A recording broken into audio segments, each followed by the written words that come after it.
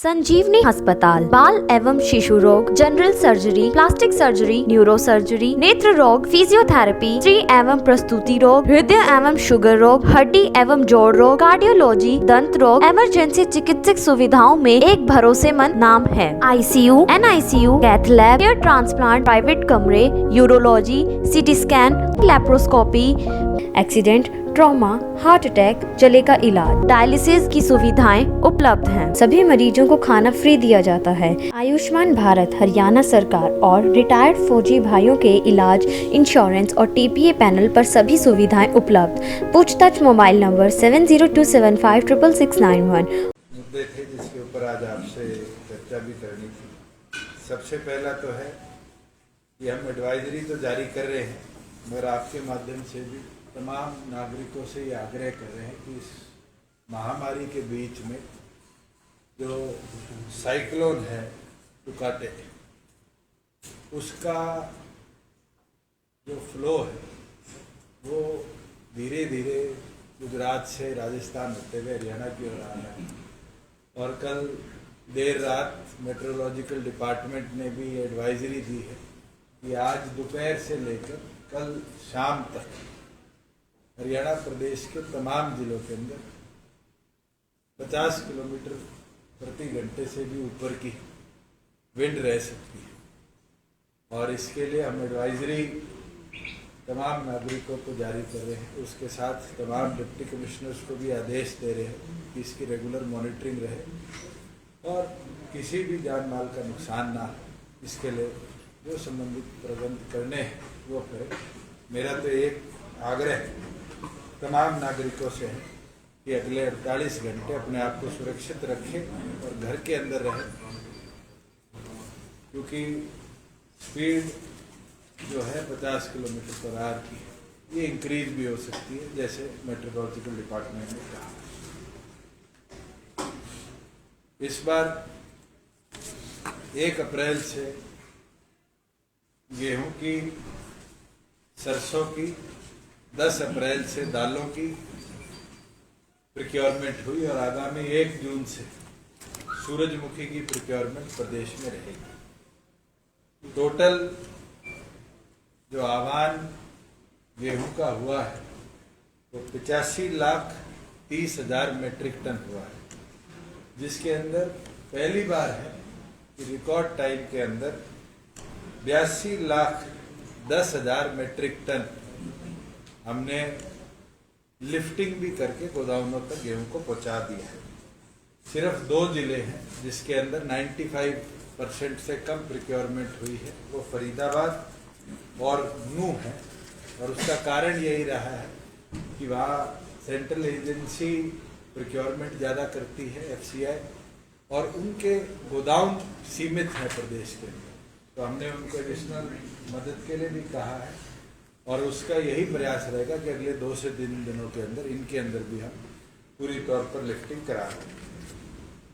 गेहूं की जो आह्वान हुआ है उसके बदले में 15,598 लगभग 16,000 करोड़ रुपए की पेमेंट चारों विभागों द्वारा पुश कर दी गई है, जिसके अंदर लगभग 14,310 करोड़ रुपया हमारी स्टेट एजेंसी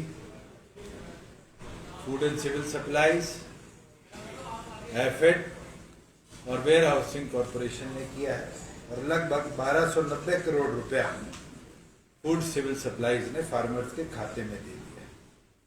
इस बार क्योंकि रेगुलर प्रोक्योरमेंट चली, रेगुलर 396 हमारी मंडियां थी और उन 396 मंडियों के साथ एडिशनली 12 ऐसे जिले थे जहां हमने प्रोक्योरमेंट सेंटर भी बनाए थे।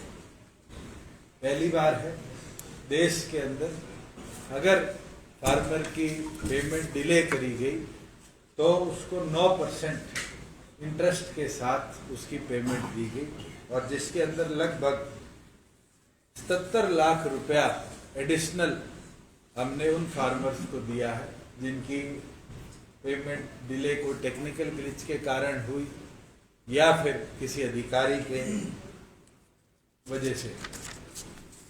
रिकॉर्ड है कि प्रदेश के अंदर पहली बार जो हमारी प्रिक्योरमेंट हुई है, चाहे वो सेंट्रल एजेंसीज के लिए हो चाहे स्टेट एजेंसीज के लिए हो, बिकॉज ट्रांसपोर्टेशन सिस्टम हमने एक नए तरीके का किया था। ये फायदा हुआ कि टाइमली लिफ्टिंग रही। बारिश के बावजूद भी प्रदेश की किसी मंडी में अब तक हमें लस्टर लॉस की समस्या नहीं आई, जिसमें किसान का अनाज कहीं खराब हुआ हो, बड़ा हो, जो समस्या पिछले सालों में निरंतर हमने बड़ी मात्रा में देखी है। ऐसी कोई हमारी मंडी नहीं है जिसके अंदर आज के दिन बड़ी मात्रा में स्टॉक खड़ा हो, एक्सेप्ट वो मंडियां जहां हम स्टॉकिंग का काम पहले भी निरंतर करते आए हैं। एक बड़ी अच्छी चीज इस बार देखने को मिली कि लास्ट टाइम हमने 7 लाख मेट्रिक टन से ज्यादा सरसों की खरीद करी थी एमएसपी के ऊपर, जो लगभग 4600 रुपये के आसपास है। इस बार की एमएसपी 4650 रुपये थी और प्रदेश के अंदर 4 लाख के नजदीक रजिस्टर्ड फार्मर्स थे।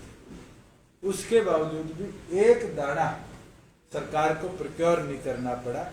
और खुशी की बात है कि 4650 रुपये एमएसपी के बदले इस बार हमारी मंडियों में 7275 रुपये 7275 रुपीज पीक का सरसों का रेट गया है। ये मुझे लगता है कॉम्पिटिटिव मार्केट बढ़ने से फार्मर को फायदा मिला, जिसके अंदर हमारे 3,22,000 फार्मर्स का रिकॉर्ड हमारे पास है, जिनने मार्केट कमेटी के अंदर अपने आप को रजिस्टर कर रखा है। जहां सूरजमुखी की बात है, 1 जून से सूरजमुखी की प्रोक्योरमेंट पूरे प्रदेश में होगी, जिसके अंदर 7 हमारी डेजिग्नेटेड मंडियां हैं, जिसके अंदर 8283 हमारे पास रजिस्टर्ड फार्मर्स हैं। अगर कोई फार्मर छूटा भी है तो भी हम उसको 1 दिन का मौका देंगे कि वो अपने आप को रजिस्टर करा ले और एग्रीकल्चर विभाग तुरंत उसको वेरीफाई कराने का काम करेगा। और आज के दिन जो एमएसपी है सनफ्लावर की, वो 5885 रुपये है, 5885 रुपये पर कुंटल। और जो कल हमारी शाहबाद की मंडी के अंदर ऑक्शन हुआ है, मेरे को साझा करते हुए खुशी होती है कि सूरजमुखी भी 6100 रुपये के दाम की पर कुंटल की बोली कल लगी है। और मैं उम्मीद करता हूं कि हमारे जितने फार्मर हैं उनको एमएसपी से ज़्यादा हम अश्योर भी कर पाएंगे और आने वाले दिनों में सूरजमुखी को पूरी तरह पर खरीदवा भी पाएंगे। सरकार ने केंद्र से भी परमिट करा है कि हम केंद्र के लिए भी प्रोक्योरमेंट करेंगे और लगभग 25,000 कुंटल की प्रोक्योरमेंट केंद्र के लिए हमें परमिट कर दी गई है। मैं बधाई देना चाहूँगा हमारे पीडब्ल्यूडी के अधिकारियों को, जिनके मेहनत से प्रदेश के अंदर 1000 bedded 500 bedded 2 hospital record time पे बनाए गए, जिसकी डेडलाइन 20 तारीख तक थी। मगर तमाम अधिकारियों ने, खासतौर पर हमारे 2 ACS पूर्व कुमार, अनुराग रस्तोगी, जिनने डेडिकेटेडली इसको मॉनिटर किया, हमारे दोनों EIC निहाल सिंह और राजीव अरोड़ा, जिनने एक एक चीज को अलग अलग विभागों के साथ कोऑर्डिनेट करते हुए टाइम से 4 दिन पहले कंप्लीट करने का काम किया है। और उसके लिए हमारे लेबर डिपार्टमेंट ने तुरंत वहाँ मेडिकल स्टाफ की कोई किल्लत ना पड़े 300 अपने अधिकारियों को डिप्यूट किया है, जिसके अंदर 136 मेडिकल ऑफिसर्स हैं, 88 फार्मासिस्ट हैं, 26 MPHS हैं, 17 लैब टेक्नीशियन हैं और 40 MPHW वहाँ पर नियुक्त किए गए हैं, जो प्रॉपर हेल्थ फैसिलिटी को हेल्थ डिपार्टमेंट के साथ डेपुटेशन पे जाकर काम करके सुचारू तौर पे चलेंगे। बिल्कुल इसके लिए हमें हमारी कई EIC डिस्पेंसरीज जो जिन शहरों में मल्टीपल डिस्पेंसरीज थी, कहीं 7 थी, कहीं 12 थी, उनको जरूर कम करना पड़ा है, क्योंकि आज के दिन मेडिकल व्यवस्था कोविड की इस महामारी के अंदर दुरुस्त रहे, उसके लिए हमारा प्राथमिक कार्य रहा। इसके साथ ग्रामीण क्षेत्र को और हेल्थ सेक्टर में मजबूत किया जाए। पंचायती राज विभाग में भी बेहतरीन तरीके से कार्य करते हुए प्रत्येक जो हमारे 10,000 की आबादी से कम की पंचायतें हैं 136, उसके लिए 18.5 करोड़ रुपया कि वहाँ आइसोलेशन वार्ड बढ़े, और 10,000 की आबादी से ऊपर के जो हमारे लगभग 100 गांव हैं उनके अंदर 5 करोड़ रुपया सैंक्शन किया है, जिससे आइसोलेशन वार्ड प्रॉपर बन पाए। और आइसोलेशन वार्ड के अंदर 5 सदस्य हेल्थ डिपार्टमेंट की टीम के रहेंगे और 5 सदस्य ग्राम टीम के रहेंगे, जिसके अंदर नंबरदार, पूर्व सरपंच, एक महिला सरपंच या मेंबर और 2 गांव के मुख्य लोग जो डे टू डे उस आइसोलेशन वार्ड की फैसिलिटी को देखते रहेंगे। कई चीजें हमने परमिट भी करी है जो आइसोलेशन वार्ड पर तुरंत अगर कोई ग्रामीण व्यवस्था के अंदर चीज उपलब्ध नहीं होती तो लोकल लेवल पर परचेज कर ला सके। जैसे डिप्टी कमिश्नर्स को पहले हमने सैंक्शन करे थे 50 लाख रुपए, 1 करोड़ रुपया कि ऑक्सीमीटर और इस तरह की चीजें ले ले। आज के दिन स्टीमर्स हैं, ब्लड प्रेशर मशीनें, ये और कई इक्विपमेंट थे। तो आज हमने लिबर्टी दी है कि प्रत्येक गांव में आइसोलेशन वार्ड में अगर इन चीजों की जरूरत रहे तो हेल्थ सेक्टर को ओवरबर्डन ना होना पड़े, उसके लिए ये अधिकृत कर दिया गया है। कल 10,000 कम वाले हैं उसमें 10 करोड़ और 10,000 से ज्यादा वाले में 5 करोड़। जो 6136 पंचायतें हैं उनमें 18.5 करोड़, जिनमें आबादी 10,000 से कम की है, और लगभग 98 गांव है 10,000 की आबादी से ऊपर, उनके अंदर 4 करोड़ 90 लाख रुपए, जो वो गांव है जिनकी आबादी 10 से ऊपर है। कल हमने हरिडा की जो बताए थे हेल्थ सेक्टर वाले गांव वाले वो कंप्लीट हो जाएगा। गांव में क्या इनको जो हेल्थ सेक्टर का जो करने को ऑक्सीमीटर वगैरह खरीदने की अनुमति दी है, वो भी दे रखी है डिप्टी कमिश्नर्स को कि वो अपने लेवल पर प्रिक्योर करके डिजास्टर मैनेजमेंट के तहत प्रत्येक गांव में पहुंचाने का काम करे, जिससे जो ये छोटी छोटी ऑब्जर्वेशंस हैं जो डिटेक्ट कर सकती है प्राइमरी स्टेज पर कि कोविड है या नहीं किसी पेशेंट को, उसको आइसोलेशन वार्ड तक पहुंचाए और उसकी रेगुलर मॉनिटरिंग करी जाए। इसके लिए हमने परमिट किया है। कल हमारे जो रोड इंफ्रास्ट्रक्चर बोर्ड है उसकी बैठक थी और बेहद खुशी के साथ साझा करता हूं आपके कि हमने फेज 1 पूरी तौर पर कंप्लीट कर लिया था। फेज 2 की PMGSY की कई रोड DLP के अंदर थी जो कि 98% अब पूरी तौर पर कंप्लीट हो चुकी है। PMGS फेज 3 के अंदर हरियाणा आज नंबर 1 पर रहा है, जिसके अंदर हमने जो हमारा पार्ट 1 था PMGSY 3 का, उसके अंदर 419 सड़कें ली थी, जिसका किलोमीटर लेंथ थी 4565 किलोमीटर। ये तमाम सड़कें कंप्लीट हो चुकी है।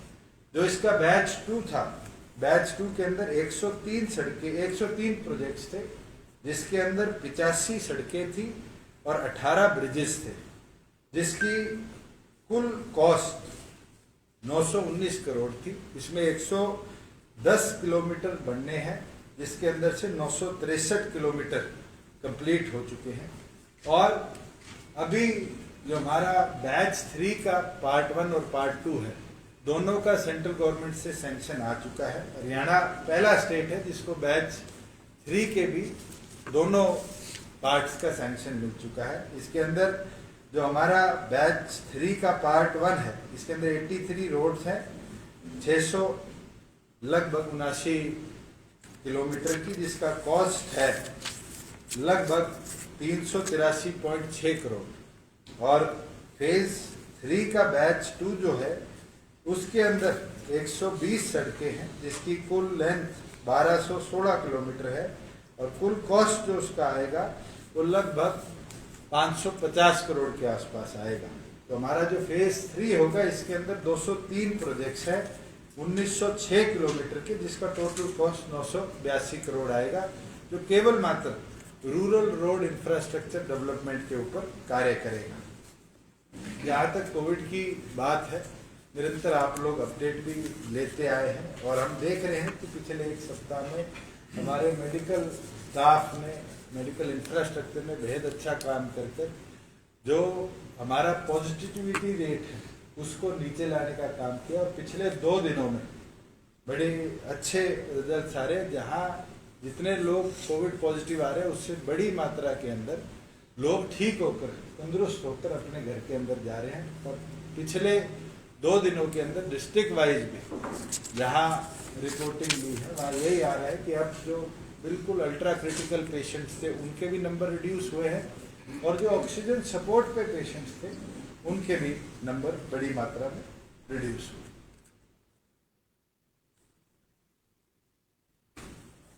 अब आपके तो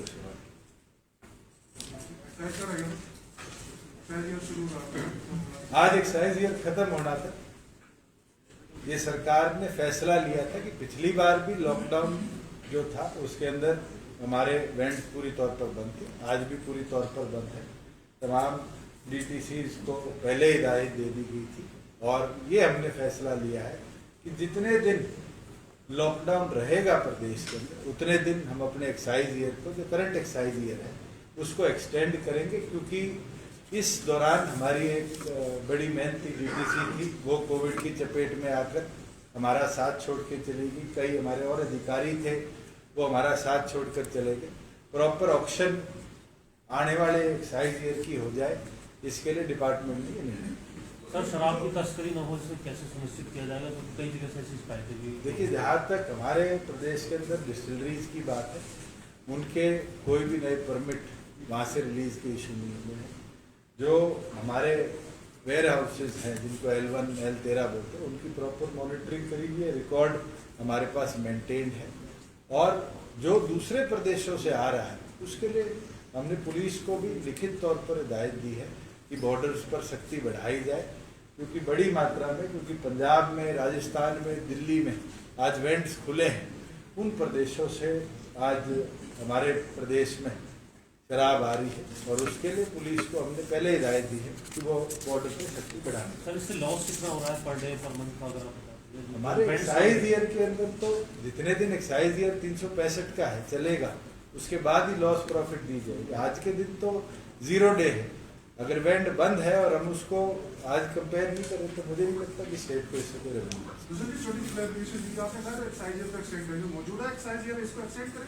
जो 2020-21 का एक्साइज ईयर 19 मई को खत्म होना था, जितने दिन लॉकडाउन पीरियड रहेगा उतने दिन इस करंट एक्साइज ईयर को हम एक्सटेंड करेंगे कि हमारा 2021-22 का एक्साइज ईयर जो है वो प्रॉपरली चल पाए, उसका प्रॉपर ऑक्शन हो पाए और प्रॉपर हमारे वेंड स्टैब्लिश हो।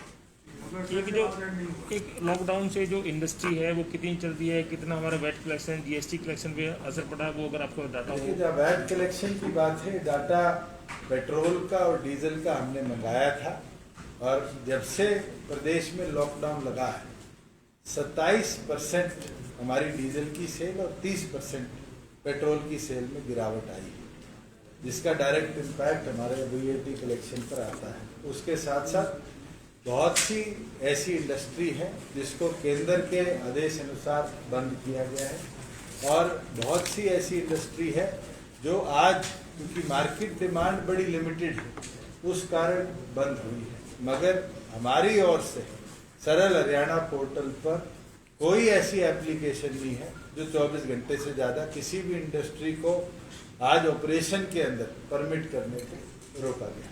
पंजाब में एक फैसला किया गया है कि जो गाँव 100% वैक्सीन लगवा लेंगे उन्हें 10 लाख रुपए जो है वो दिया जाएगा प्रोत्साहन के तौर पर। हमारी सरकार ने ऑलरेडी इंटरनेशनल टेंडर वैक्सीनेशन का फ्लोट कर दिया है।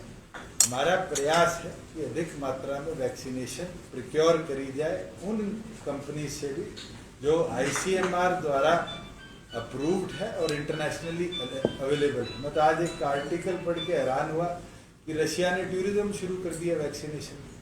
मुझे लगता है आज के दिन केंद्र सरकार ने पूरी तौर पर वैक्सीनेशन की मॉनिटरिंग को देखने का काम किया। कोविन के माध्यम से एक एक नागरिक अपने आप को कर सकते हैं। बिल्कुल हमारी जनसंख्या 130 करोड़ की है, आज उसके अंदर वैक्सीनेशन की मैन्युफैक्चरिंग एक बिल्कुल रिस्ट्रिक्शन है। और मैं तो आज पढ़ रहा था जो हमारे केंद्र के मंत्री हैं नितिन गडकरी जी, उनने भी प्रेरित किया है महाराष्ट्र में कई कंपनीज को कि वो टाई अप करके वैक्सीनेशन प्रोडक्शन और प्लांट्स में भी शुरू करें हम भी प्रदेश में देखते हैं कि कितनी ऐसी फार्मा कंपनीज हैं जो ये जो 2 वैक्सीनेशन है हरियाणा के इंडिया के अंदर मैन्युफैक्चर हो रही है, भारत बायोटेक की और सीरम इंस्टीट्यूट की, इनके साथ टाइप कर मैन्युफैक्चरिंग बढ़ाए। डॉक्टर रेड्डी लैब्स के एमडी से भी मेरी चर्चा हुई है कि जो स्पुतनिक इंडिया में परमिट करी गई है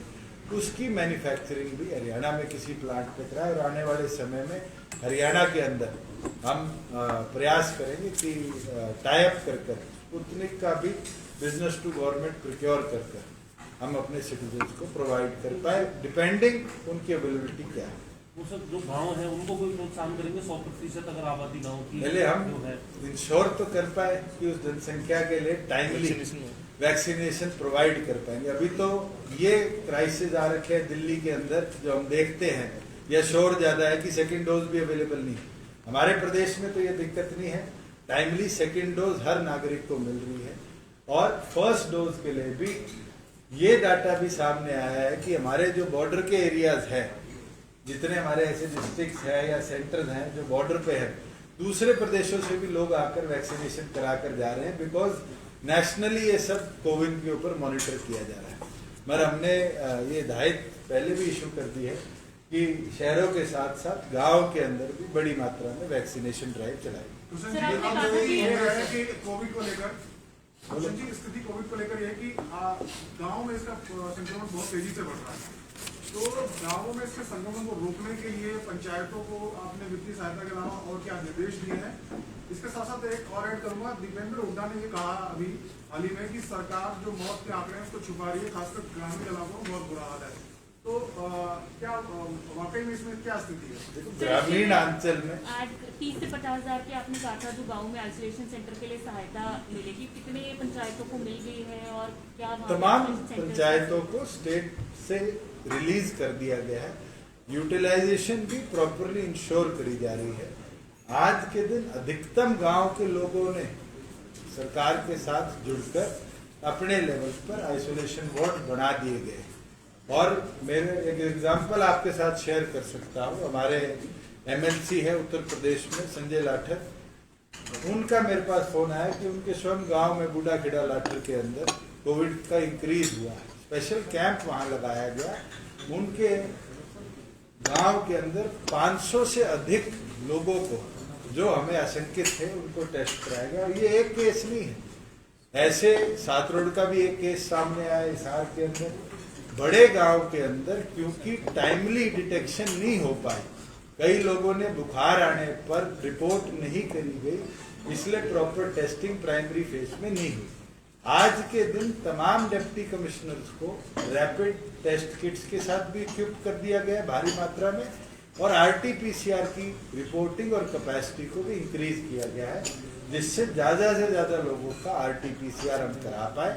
और रैपिड टेस्ट के अंदर भी अगर किसी का रैपिड एंटीजन पॉजिटिव आता है तो उसको भी तुरंत आइसोलेशन वार्ड में मूव किया। सर एक सवाल है, आप इंडस्ट्री मिनिस्टर हैं, हरियाणा में अगर ट्यूबवेल कनेक्शन की बात की जाए तो केवल एक ही कंपनी को परमिटेड किया गया है हरियाणा की कि जो ट्यूबवेल कनेक्शन की मोटर सेल कर सकती है हरियाणा में, जबकि ट्यूबवेल की जो मोटर्स बनाने वाली बहुत सी कंपनियां, उनको बहुत आपत्ति है, उन्होंने सरकार को भी लिखा। तो ऐसे में जब इंडस्ट्री की मोटर हरियाणा में नहीं खरीदी जाएगी तो वो कैसे स्वावलंबी हो पाएगी, कैसे सिस्टम चलाएगी? केंद्र सरकार के आदेश अनुसार पहले तो केवल मात्र एक ही कंपनी परमिटेड थी जो 5 स्टार मोटर बनाती थी, उसको अब 3 स्टार मोटर कन्वर्ट कर दिया गया है। पिछले दिनों हमने उसकी मॉनिटरिंग करी और उसके अंदर 7 कंपनीज देश भर से आई, जिसमें एक हरियाणा की परमिट।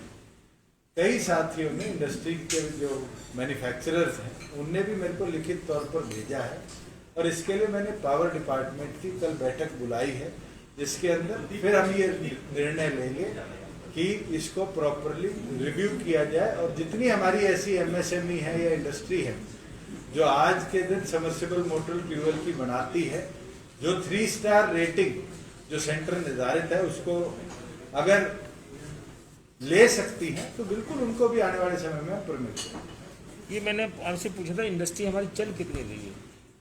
मैं डाटा आपके साथ 30%, 20% या 40%? तो 70% के आसपास इंडस्ट्री से ऊपर हमारे पास रिव्यू आए हैं और सर बीते दिनों जब गांव में कोरोना का संक्रमण जब से स्पाइक होना थोड़ा शुरू हुआ है, कुमारी शैलजा ने भी एक प्रेस कॉन्फ्रेंस की। अगर किसान नेताओं की बात करें गुरनाम, उन्होंने भी चौटाला गांव का जिक्र किया कि वहां पर संक्रमण बहुत ज़्यादा बढ़ रहा है। 4 वहां से जो MLA है उस परिवार से, लेकिन उसके बाद भी आज तक भी उस गाँव में जो अगर सैनिटाइजेशन की बात करें और तमाम चीज़ों की बात करें वो नहीं हुई। करेक्ट करना चाहूँ, हमारा गांव तो छोटी आबादी का गांव नहीं है, लगभग 20,000 की जनसंख्या है।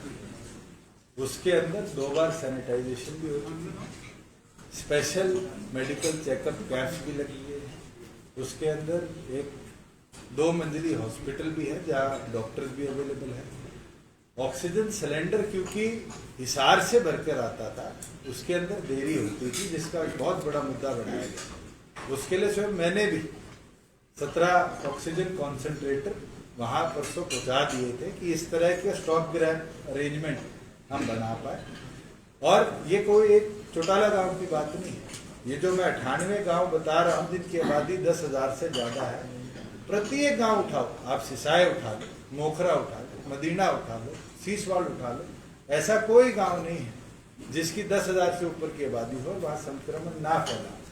कारण उसका ये है कि कई तथाकथित नेता ये कहते हैं कि वैक्सीनेशन ना लगाओ, कई लोग कहते हैं कि लॉकडाउन का पालन ना करें। और मुझे लगता है कि ऐसे लोगों ने आज इस महामारी को और फैलाने का काम किया। जो हिसार में पूरा घटनाक्रम हुआ, किसानों के मामले दर्ज हो गए, फिर थोड़ी देर में मामले वापस ले लिए, ये जो पूरा लगता है कि सरकार का रवैया थोड़ा नरम था।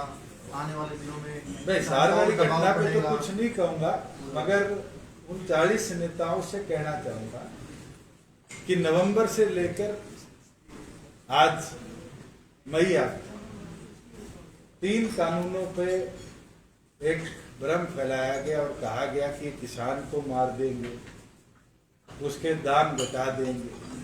मैंने आपके साथ सरसों का डाटा शेयर किया। उन कानूनों को ना इम्प्लीमेंट करने के बावजूद स्टेट ने जो चेंजेस अपने पॉलिसी में करे, आज MSP से 2,500 हजार ऊपर कीमत पर सरसों बिकी।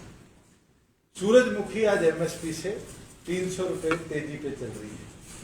दाल, चने हमारे प्रदेश के अंदर एक दाना भी मंडी में नहीं आया। आज के दिन फार्मर को स्ट्रेंथन हमने किया कि हमने 15,500 करोड़ से ऊपर किसान के खाते में सीधा डाला। और मुझे याद है जब हमने ये निर्णय लिया था कि 100% फार्मर के खाते में पैसा भेजेंगे, तो केंद्र सरकार ने रिटर्न में ये भेजा था कि Haryana model should be replicated.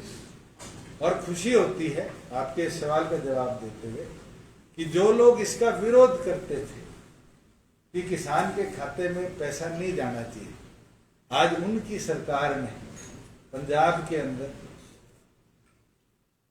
136 lakh metric ton जो पंजाब ने प्रिक्योर करी और 13 तारीख को खरीद बंद करी, उसकी पूरी पेमेंट भी किसान के खाते में डालने का काम किया।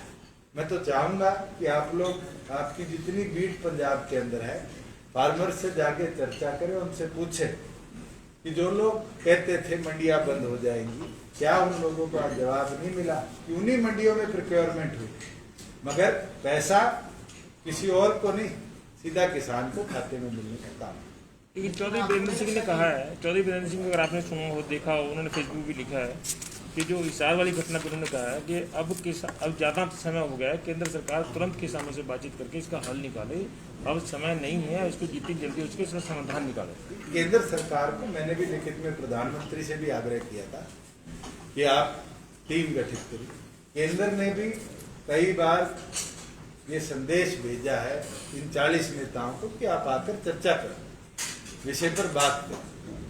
मगर 26 जनवरी से लेकर 26 मई आने वाली है, उन 40 लोगों ने, हजारों लोगों को अलग अलग धरना स्थल पर बिठा रखा है, पर उसके बावजूद भी वो चर्चा करने को नहीं आ रहे।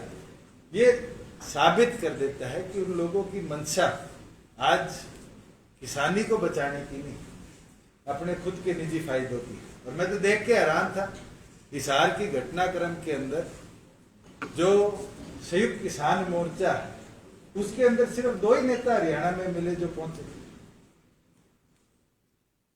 आप खुद उठाकर देखो कि पंजाब से 34 नेता आए और पंजाब के 34 नेताओं में से एक नेता भी हरियाणा के किसान के साथ नहीं खड़ा हुआ। आज के दिन तो ये हालात है कि एजेंडा केवल मात्र कांग्रेस का और जो छोटी पार्टियां और बची हैं प्रदेश में उनका रह गया है और वो अपनी राजनीतिक रोटी इस आंदोलन के नाम से।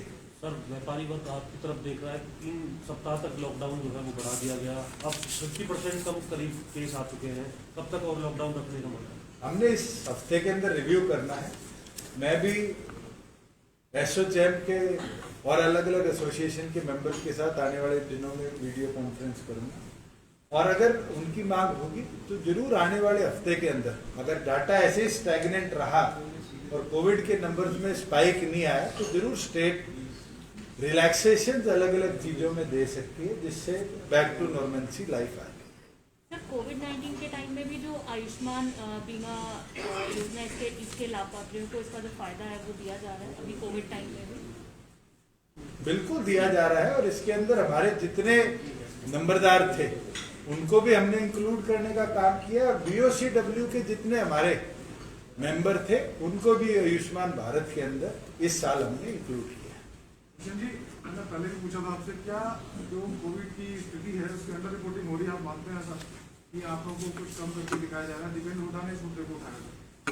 मैं तो एक चीज बोल सकता हूँ कि हमें जहां से भी समस्या का पता चलता है कि इधर कोई आउटब्रेक है या कोई इस तरह की घटना हुई है तुरंत हमारी मेडिकल टीम्स पहुंच जाती है, जिसके लिए पिछले दिनों हेल्थ डिपार्टमेंट ने NHM, आशा वर्कर और साथ में 3 और मेडिकल वॉलंटियर्स की एक टीम बनाई है तो प्रत्येक गांव में डोर टू डोर सर्वे कर रही है। आज के दिन हमारी आबादी लगभग 2.25 और 3 करोड़ के बीच की है। फिर भी अगर आप पूरे देश का डाटा उठाकर देखेंगे तो हरियाणा उन स्टेटों में रहा है जिसके अंदर टेस्टिंग सबसे ज्यादा हुई है और रिकवरी रेट भी वन ऑफ द बेस्ट है। मिल गया आंसर। सर, एक सवाल, ये सर हिसार की घटना के ये आप बेसिकली जिम्मेदार मानते किसे हैं? क्योंकि पुलिस और किसानों के बीच जो संघर्ष हुआ उसमें कई लोग घायल हुए, पुलिस कर्मचारी भी घायल हुए, किसान भी घायल हुए। आपके नजरिए से आखिर इसका दोषी है कौन? मैं तो ये मानता हूँ जिनने उकसाने का काम किया। किसको मानते सर? अब तो वैसे तो आप कांग्रेस को बता रहे थे, सारे कांग्रेस जो है प्रोपेगेंडा चला रही है। फेसबुक पे वीडियो देख लो, उकसाया किस किस ने। चलो, थैंक यू।